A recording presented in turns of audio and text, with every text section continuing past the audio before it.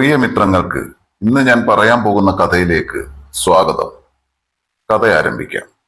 10 വർഷമായി വിധവയായി കഴിയുന്ന താൻ രണ്ടാമതൊരു വിവാഹത്തെക്കുറിച്ച് ചിന്തിക്കുമ്പോൾ തന്റെ മക്കൾ തന്നെയായിരുന്നു ഏറ്റവും വലിയ വെല്ലുവിളി. അതുകൊണ്ട് തന്നെ രണ്ടാമതൊരു വിവാഹത്തെപ്പറ്റി മക്കളോട് പറയുമ്പോൾ അനുകൂലമായ ഒരു മറുപടി പ്രതീക്ഷിച്ചതുമില്ല. ഇന്നിപ്പോൾ തനിക്ക് 35 വയസ്സ് തികഞ്ഞിരിക്കുന്നു. ഇളയ കുട്ടിക്ക് 2 വയസ്സുള്ളപ്പോഴാണ് അവരുടെ അച്ഛൻ ഒരു ആക്സിഡന്റിൽ മരിക്കുന്നത്. അന്ന് 2 കുഞ്ഞുങ്ങളെയും കൊണ്ട് എന്ത് ചെയ്യണമെന്നറിയാതെ പകച്ചു നിന്നിട്ടുണ്ട് ഞാൻ. ആകപ്പാടെ ഒരു ആശ്വാസം ജോലി ഉള്ളതായിരുന്നു. ഇന്നിപ്പോൾ മൂത്തവൾക്ക് 14-ഉം ഇളയ കുട്ടിക്ക് 10 വയസ്സും ആയിരിക്കുന്നു.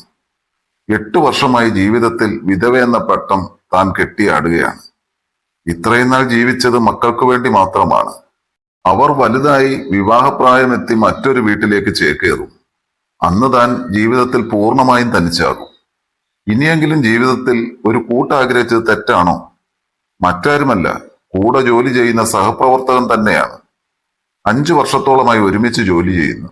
പക്ഷേ സുഹൃത്ത് ബന്ധം ഉണ്ടായിരുന്നെങ്കിലും പ്രസാദുമായുള്ള വിവാഹത്തെക്കുറിച്ച് ചിന്തിച്ചിട്ട് കുറച്ചുനാളേ ആയുള്ളൂ. പ്രസാദ് അവിവാഹിതനാണ്. തന്നോടുള്ള സ്നേഹവും പെരുമാറ്റവും എല്ലാം തന്നെ പ്രസാദിലേക്ക് അടുപ്പിച്ചു എന്നതാവും ശരി.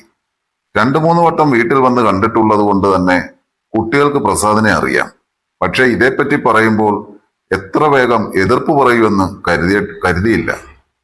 ഇളയവനാണെങ്കിൽ പ്രത്യേകിച്ച് വിരോധമൊന്നുമില്ല. പക്ഷേ മൂത്തവൾ പൊന്നുവിനാണ് കൂടുതൽ വിയോജിപ്പ് പ്രകടിപ്പിക്കുന്നത്. കുട്ടികളെ പറഞ്ഞിട്ടും കാര്യമൊന്നുമില്ല.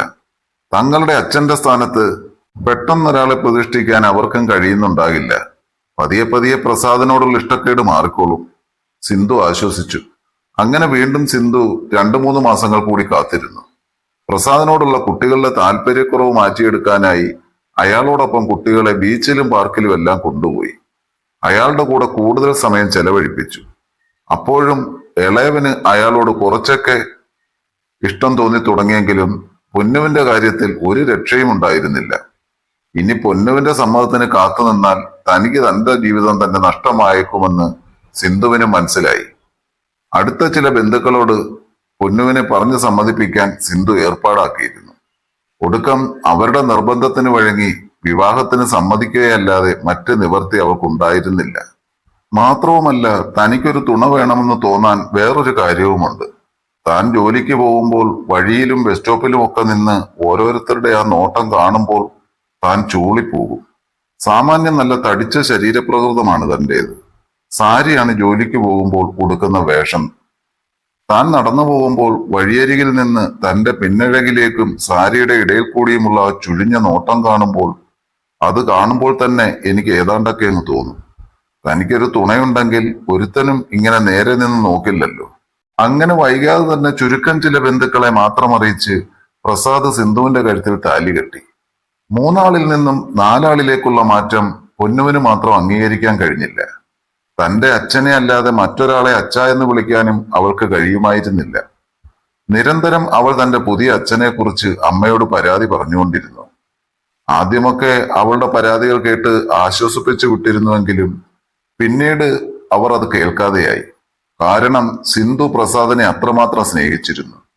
താൻ നൊന്തുപറ്റ മക്കളാണെങ്കിൽ പോലും പ്രസാദിനെ കുറിച്ച് കുറ്റം പറഞ്ഞത് കേൾക്കാൻ അവർ ആഗ്രഹിച്ചിരുന്നില്ല. പ്രസാദ് വളരെ സ്നേഹത്തോടെയും കരുതലോടെയുമാണ് സിന്ധുവിനെ നോക്കിയിരുന്നത്.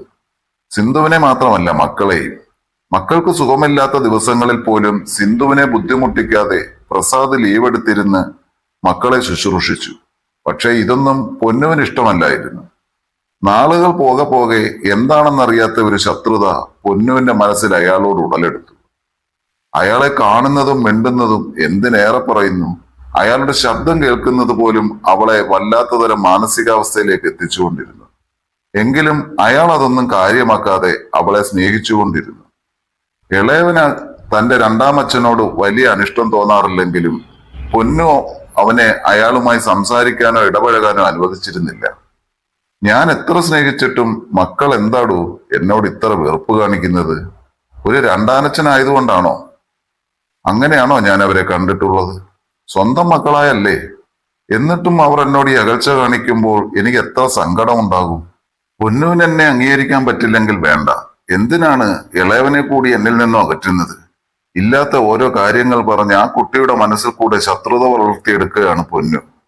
ഒരിക്കൽ രാത്രി തന്റെ ഭാര്യയുടെ ചാരക്കിടക്കവേ അയാൾ സങ്കടത്തോടെ പറഞ്ഞു, പ്രസാദ് സങ്കടപ്പെടാതെ, അവർ കുട്ടികളല്ലേ, കുറച്ചു കഴിയുമ്പോൾ എല്ലാം ശരിയായിക്കോളും. അവൾ തന്റെ ഭർത്താവിനെ ആശ്വസിപ്പിച്ചു. ഇനി എത്ര നാളാണ് ഞാൻ കാത്തിരിക്കേണ്ടത്? 6 മാസം കഴിഞ്ഞില്ലേ നമ്മുടെ വിവാഹം കഴിഞ്ഞിട്ട്? ഇത്ര കാലത്തിനിടയ്ക്ക് പൊന്നു സ്നേഹത്തോടെ എന്നെ ഒന്ന് നോക്കിയിട്ട് പോലുമില്ല. 14 വയസ്സായില്ലേ ഇപ്പോൾ അവൾക്ക്? കാര്യങ്ങളൊക്കെ തിരിച്ചറിയാനുള്ള പക്വതയും പ്രായവുമായി.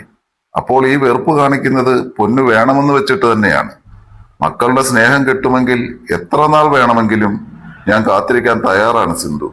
പക്ഷേ എത്ര വർഷമെടുത്താലും പൊന്നുവിന്റെ മനസ്സ് മാത്രം മാറും എന്നെനിക്ക് തോന്നുന്നില്ല. പ്രസാദിന്റെ സങ്കടം കണ്ടപ്പോൾ സിന്ധുവിനും വല്ലാത്ത മനപ്രയാസം തോന്നി. ഒപ്പം പൊന്നുവിനോട് ദേഷ്യവും.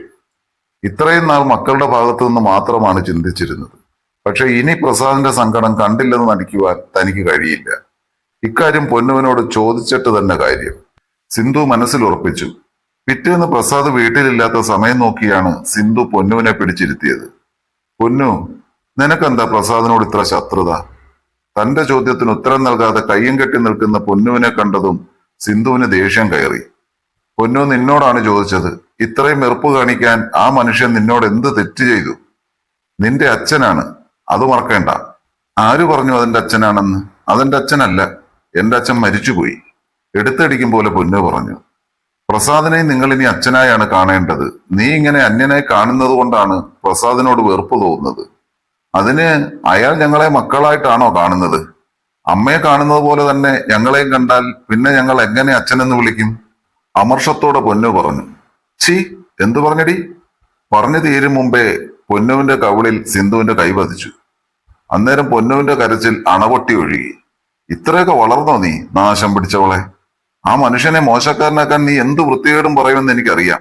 പക്ഷെ ഇത്രത്തോളം ചീപ്പാകുമെന്ന് ഞാൻ കരുതിയിരുന്നില്ല. നിന്നെപ്പോലെ ഒരു വിത്ത് എന്റെ വയറ്റിൽ തന്നെ വെന്ന് പിറന്നല്ലോടി. ഇനി എന്റെ കൺമുമ്പിൽ നിന്നെ കണ്ടുപോകരുത്. പൊന്നുവിനെ തള്ളി മാറ്റിക്കൊണ്ട് സിന്ധു കടന്നു പോകുമ്പോൾ കവളി തലോടി കരഞ്ഞുകൊണ്ട് അവൾ സോഫയിൽ തന്നെ ഇരുന്നു. അമ്മയോടൊന്നും പറയേണ്ടിയിരുന്നില്ല എന്നവൾക്ക് ആ നിമിഷം തോന്നിപ്പോയി. പിന്നീട് അവൾ ആരോടും ഒന്നും സംസാരിക്കാതെയായി. അമ്മയുടെ അടി അത്രമേൽ നോവിച്ചത് അവളുടെ ശരീരത്തിനെ അല്ലായിരുന്നു, മനസ്സിനെ ആയിരുന്നു. മുറിയിൽ കയറി അച്ഛന്റെ ഫോട്ടോ നോക്കിയിരുന്നു. അങ്ങനെ ഇരുന്ന് കുറെ കരയും. പഠിത്തത്തിലും അവളുടെ ശ്രദ്ധ കുറഞ്ഞു കുറഞ്ഞു വന്നു. സിന്ധുവും അവളുടെ കാര്യങ്ങൾ അങ്ങനെ ശ്രദ്ധിക്കാതെയായി. ഒരു ദിവസം ഓഫീസിലിരിക്കുന്ന നേരത്താണ് സ്കൂളിൽ നിന്നും പൊന്നുവിന്റെ ക്ലാസ് ടീച്ചർ വിളിച്ചത്. നിങ്ങൾ പൊന്നുവിന്റെ അമ്മയല്ലേ? നന്നായി പഠിച്ചിരുന്ന കുട്ടിയായിരുന്നല്ലോ പൊന്നു. ഇപ്പോൾ ആ കുട്ടിക്ക് പഠിത്തത്തിൽ തീരെ താല്പര്യമില്ല. നിങ്ങളതൊന്നും ശ്രദ്ധിക്കുന്നില്ലേ? അല്ല ടീച്ചർ, അത് പിന്നെ... സിന്ധു മറുപടിക്കായി വാക്കുകൾ പരതി. നിങ്ങൾ ബുദ്ധിമുട്ടണ്ട. പ്രസവിച്ചില്ലെങ്കിൽ ഒരുപാട് കുഞ്ഞുങ്ങളുടെ അമ്മയാണ് ഒരു അധ്യാപിക. അതുകൊണ്ട് എനിക്ക് ഒഴിഞ്ഞു മാറാൻ പറ്റില്ലല്ലോ. ഞാൻ അവളെ തനിച്ച് വിളിച്ച് കാര്യങ്ങൾ ചോദിച്ചു. ആദ്യം പറയാൻ മടിച്ചെങ്കിലും ഒടുക്കം എന്റെ നിർബന്ധത്തിന് വഴങ്ങി അവളെല്ലാം എന്നോട് തുറന്നു പറഞ്ഞു. എന്താ എന്താ അവൾ പറഞ്ഞത്? സിന്ധു ആകാംക്ഷയോടെ ചോദിച്ചു. നിങ്ങളോടൊപ്പം ഉള്ളത് നിങ്ങളുടെ രണ്ടാമത്തെ ഭർത്താവാണല്ലേ? അതെ. എങ്കിലേ നിങ്ങളില്ലാത്ത സമയത്ത് അയാൾ നിങ്ങളുടെ മക്കളെ ഉപദ്രവിക്കാറുണ്ട്. I mean ശാരീരികപരമായി. നിർത്ത്, അനാവശ്യം പറയരുത്. എനിക്കറിയാം കറങ്ങിത്തിരിഞ്ഞ് ഒടുക്ക ഇത് ഇവിടെ വന്നേ അവസാനിക്കത്തുള്ളൂ എന്ന്. അവൾക്ക് ആ മനുഷ്യനോട് പകയാണ്. സ്വന്തം അച്ഛനെ പോലെയാണ് ആ മനുഷ്യൻ അവളെ സ്നേഹിച്ചത്. പക്ഷെ അവൾ ആ മനുഷ്യനെ കാണുന്നത് ശത്രുവിനെ പോലെയാണ്. സിന്ധു പൊട്ടിത്തെറിച്ചു. നിങ്ങൾ ഒരമ്മയാണോ? നൊന്തു പ്രസവിച്ച മകളുടെ മനസ്സ് എപ്പോഴെങ്കിലും നിങ്ങൾ അറിയാൻ ശ്രമിച്ചിട്ടുണ്ടോ? പ്രസവിച്ചത് കൊണ്ട് മാത്രമേ ഒരു സ്ത്രീയും അമ്മയാകുന്നില്ല. നിങ്ങൾ പറഞ്ഞല്ലോ അയാൾ നിങ്ങളുടെ മകളെ ഒരു അച്ഛനെ പോലെയാണ് സ്നേഹിക്കുന്നതെന്ന്. എങ്കിലേ അത് അയാളുടെ അഭിനയം മാത്രമാണ്. വെറും 14 വയസ്സായ ഒരു കുട്ടിക്ക് ഇത്തരം ഒരു കള്ളക്കഥ ഉണ്ടാക്കേണ്ട കാര്യമുണ്ടെന്ന് നിങ്ങൾക്ക് തോന്നുന്നുണ്ടോ? അച്ഛനാകേണ്ട ആളിൽ നിന്ന് ലൈംഗിക ചൂഷണങ്ങൾ നേരിടുമ്പോൾ പിന്നെ അവൾ എങ്ങനെയാണ് പ്രതികരിക്കേണ്ടത്? പാവം, ആ കുട്ടി ആത്മഹത്യ ചെയ്തില്ലല്ലോ. അത് തന്നെ നിങ്ങളുടെ ഭാഗ്യം. ഇതേപ്പറ്റി ഒരിക്കൽ അവൾ നിങ്ങളോട് സൂചിപ്പിച്ചതല്ലേ? അപ്പോൾ അവളെ ചേർത്ത് നിർത്തേണ്ടതിന് പകരം നിങ്ങൾ അവളെ അടിച്ചു. നിങ്ങളുടെ ഭർത്താവ് സമ്മാനിച്ച ട്രോമയിൽ നിന്ന് റിക്കവർ ആകും മുന്നേ ആയിരുന്നു നിങ്ങളുടെ ആ അടിയും. ഇനിയും ഒന്നും വിശ്വസിക്കാൻ വയ്യെങ്കിലേ മകളുടെ ശരീരം തന്നെ നോക്ക്. തുടകളിലും നെഞ്ചിലും എല്ലാം അയാൾ സമ്മാനിച്ച പാടുകൾ കിടപ്പുണ്ട്. ഇനി നിങ്ങളോട് വളരെ സീരിയസ് ആയിട്ട് ഞാനൊരു കാര്യം പറയാം. ഇനിയും ആ കുട്ടിയെ വേദനിപ്പിക്കാൻ ഞാൻ സമ്മതിക്കില്ല. നിങ്ങൾ ഇനിയും മിണ്ടാതെ നിന്നാൽ ഞാൻ തന്നെ പോലീസിൽ കംപ്ലൈന്റ് ചെയ്യും. അതിനാ കുട്ടിയുടെ മൊഴി തന്നെ ധാരാളം മതി. അതും പറഞ്ഞ് ആ ഫോൺ കോൾ അവസാനിക്കുമ്പോൾ സിന്ധുവിന് തല ചുറ്റുന്നത് പോലെ തോന്നി. ദൈവമേ, ആരാണ് ശരി? ഇത്രയൊക്കെ ടീച്ചർ പറയണമെങ്കിൽ അത് വെറുതെ ആകുമോ? സിന്ധുവിന് കണ്ണിൽ ഇരുട്ട് കയറുന്നത് പോലെ തോന്നി. വീട്ടിലെത്തിയതും സിന്ധു ആദ്യം പരിശോധിച്ചത് പൊന്നുവിന്റെ ശരീരമാണ്. ടീച്ചർ പറഞ്ഞത് ശരിയാണ്. ദൈവമേ, തന്റെ കൺമുന്നിൽ ഉണ്ടായിട്ടും തന്റെ മകൾക്ക് ഈ ഗതി വന്നല്ലോ. അവർ സ്വയം ശപിച്ചു. അന്നു മുതൽ അവർ തന്റെ ഭർത്താവിനെ വീക്ഷിക്കാൻ തുടങ്ങി. 2 ദിവസം തീരെ സുഖമില്ലെന്ന് പറഞ്ഞ് അവർ കട്ടിലിൽ തന്നെ കിടന്നു.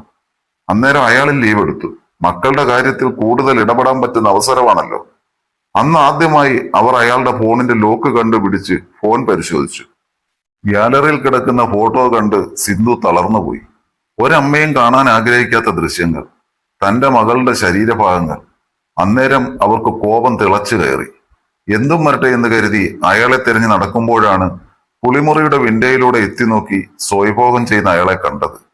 പൊന്നു കുളിക്കുകയാണെന്ന് അവർക്ക് മനസ്സിലായി. താൻ കിടപ്പിലാണെന്ന ധൈര്യത്തിലാണ് അയാൾ ഈ വൃത്തികേട് ചെയ്യുന്നത്. അത് കണ്ടതും സിന്ധുവിന്റെ ദേഷ്യം അഗ്നിയായി ആളിക്കത്തി. മറുത്തൊന്നും ചിന്തിച്ചില്ല.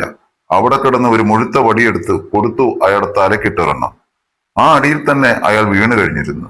ദേഷ്യം അടങ്ങാതെ വീണ്ടും വീണ്ടും അവർ അയാളെ പൊതിരത്തല്ലി. അയാളുടെ വായിൽ നിന്ന് രക്തം വരെ പുറത്തിയാടി. കട്ടിയുള്ള ഒരു കയറെടുത്തു കൊണ്ടുവന്ന് അയാളെ വലിച്ചടിച്ച് തൂണിൽ കെട്ടിയിട്ടു. അപ്പോഴാണ് ശബ്ദം കേട്ട് പൊന്നു ഓടി വന്നത്. അന്നേരം കണ്ട കാഴ്ച അവളെ ഞെട്ടിക്കുന്നതായിരുന്നു. അമ്മേ! അമ്മയ്ക്കെല്ലാം മനസ്സിലായി മോളെ. ഇനി ഈ നാറി മോളെ നോക്കുക പോലുമില്ല. നോക്കി നിൽക്കാതെ കൊടുക്കുമോളെ അവന്റെ കാരണം നോക്കി 2 എണ്ണം. അമ്മ തന്ന ശക്തിയിൽ അത്ര നാൾ കൊണ്ടു നടന്ന പകയോടെ പൊന്നു അയാളുടെ മുഖത്ത് തലങ്ങും മിലങ്ങും തല്ലി. നെഞ്ചത്തൊരു ചവിട്ടും ചവിട്ടി. അയാൾ അറിയാതെ ചുമച്ചുപോയി. ഇനി മോള് പൊയ്ക്കോ. പൊന്നു അകത്തേക്ക് പോയതും അവർ അടുക്കളയിൽ നിന്ന് തിളച്ച വെള്ളം എടുത്തുകൊണ്ടുവന്ന് അയാളുടെ ലൈംഗികാവയത്തിലേക്ക് ഒഴിച്ചു. പൊള്ളലേറ്റതും അയാൾ വേദന സഹിക്കവയ്യാതെ നിലവിളിച്ചു. ഇതുള്ളതുകൊണ്ടല്ലേ നീ എന്റെ മോളുടെ നേരെ കൈ ഉയർത്തിയത്? ഇതിനി നിനക്ക് വേണ്ട. അതും പറഞ്ഞ് അതിന്റെ മേലെ തന്നെ കുറച്ച് മുളക് പൊടിയും സിന്ധു വിതറി. അയാൾ നീറ്റിൽ കൊണ്ട് പിടഞ്ഞു. അന്നേരം തന്നെ പോലീസ് എത്തിയിരുന്നു. മൊബൈൽ ഫോൺ അടക്കം സകല തെളിവുകളോടെ പോലീസ് അയാളെ കസ്റ്റഡിയിലെടുത്തു. സിന്ധു തന്റെ മക്കളെ ചേർത്ത് പിടിച്ചു. പൊന്നുവിനോട് മാപ്പ് പറഞ്ഞുകൊണ്ട് ടീച്ചറുടെ നിർദ്ദേശപ്രകാരം പൊന്നുവിന് നല്ല കൗൺസിലിംഗ് ഒക്കെ കൊടുത്തു. പിന്നീട് അവൾ മിടുക്കിയായി 10ാം ക്ലാസ്സിലെ പരീക്ഷയിൽ ഫുൾ A+ വാങ്ങുമ്പോൾ അവൾ ഏറ്റവും കൂടുതൽ നന്ദി പറഞ്ഞത് തന്റെ ടീച്ചറോട് തന്നെയാണ്. ഒരു അധ്യാപികയ്ക്ക് പുറമെ ഒരമ്മയായി തന്റെ കൂടെ നിന്നതിന്.